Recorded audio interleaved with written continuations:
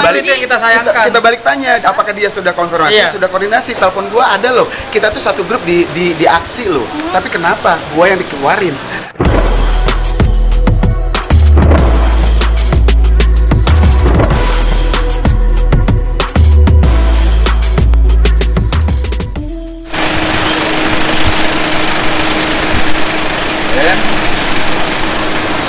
Pak,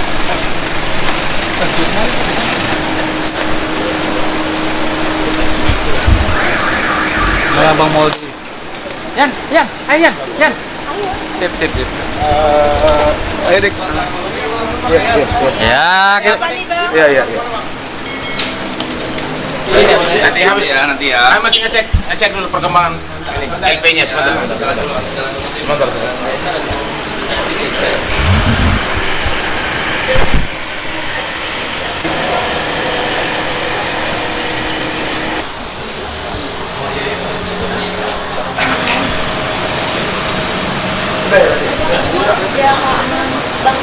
Bang, semuanya. Sini. Bang Yan turun lagi bang.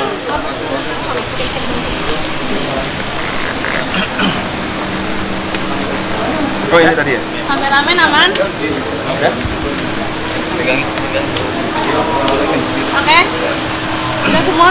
Gas. Oke. Mas Yan, hari ini kedatangannya ke Krim Polda seperti apa agendanya Mas Yan? Ya, jadi gini teman-teman, terima kasih sudah hadir Polda Metro Jaya hari ini.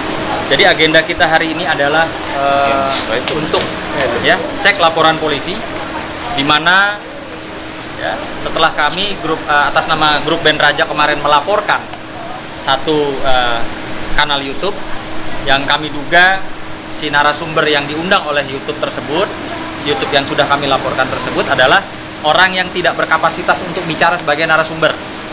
Ya, ini kami buktikan bahwa orang tersebut sudah kami laporkan. Narasumber di YouTube tersebut sudah kami laporkan resmi di Direktorat Kriminal Umum Polda Metro Jaya dan sudah sedang dalam berproses. Kemungkinan besar minggu depan ya akan dipanggil si terlapor. Sehingga inilah kami membuktikan bahwa orang yang ada dalam narasumber yang diundang oleh satu podcast tersebut, yang podcastnya sudah kami laporkan, itu tidak berkapasitas hukum untuk berbicara sebagai narasumber.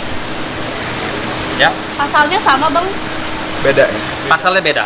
Kalau yang si Kalau yang terlapor ini kalau berdasarkan LP di sini kita laporkan atas pasal 263 KUHP itu pemalsuan identitas. Pemalsuan identitas. Kenapa bisa dibilang pemalsuan identitas? Jadi dia jadi gini, ada tiga fase. Pertama, dia berbicara dengan saya, dia mengingkari, dia tidak mengakui adanya pertemuan dengan saya. Ini yang si terlapor ya. Terus didukung lagi dengan statement dia lewat kuasa hukumnya ya Pak ya. Lewat kuasa hukumnya, dia tidak mengakui juga waktu dia preskon waktu itulah. Terus ditambah lagi di podcast yang tadi kata Om Sunan yang kita duga di situ itu tadi. Jadi dia tiga fase ini dia tidak mengakui bahwa ada pertemuan dengan saya. Maka dari itu kita laporkan, berarti yang bertemu dengan saya saat 2010 itu berarti entah jin dari mana. Karena dia tidak ngakuin. Kalau bukan dia berarti jin dong Pak. Itu. Nah dia menyebutkan katanya 2009 coba ketemu, 2011 coba ketemu, 2013 coba ketemu, 2010 kenapa nggak disebut? Itu. Makanya dari situlah kita mencoba untuk upaya hukum bahwa orang tersebut si terlapor ini sudah mengingkari berarti surat perjanjian ini apa maksudnya? Itu. Lebih ke sana sih. Jadi kalau menurut penyidik ini sedang diselidiki. Jadi sudah ada beberapa saksi yang sudah dipanggil.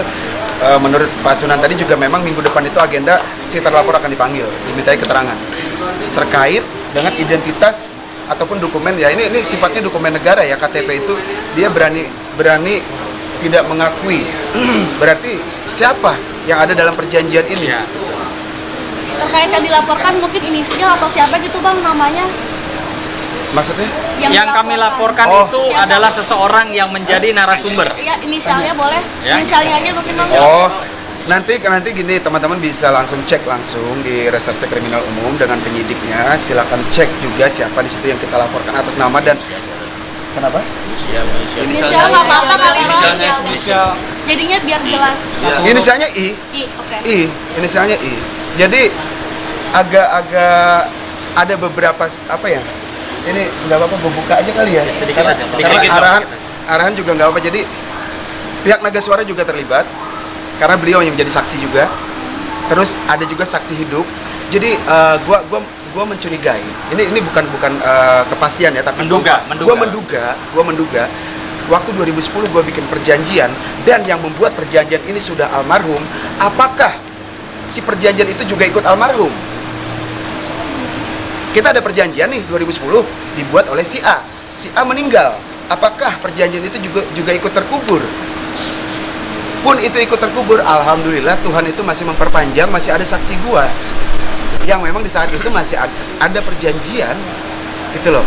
Jadi mungkin gue nggak apa-apa lah ya, di sini gue buka juga banyak itu komen-komentar ibaratkan katanya mobil ataupun rumah, kalian punya mobil kalian serahkan ke gue, kita buatlah pernyataan perjanjian, lalu 10 tahun atau 13 tahun kemudian kalian masih mengaku itu mobil kalian, terus apa fungsinya perjanjian itu aja. Tapi gini, si terlapor kan tidak mengakuin. Makanya saya secara pribadi lewat kuasa hukum juga kita melakukan upaya hukum. Nanti kita lihat aja bagaimana prosesnya. Itu. Oke. Mas Ian sebentar. Justru itu dia mensomasi, tidak apa-apa.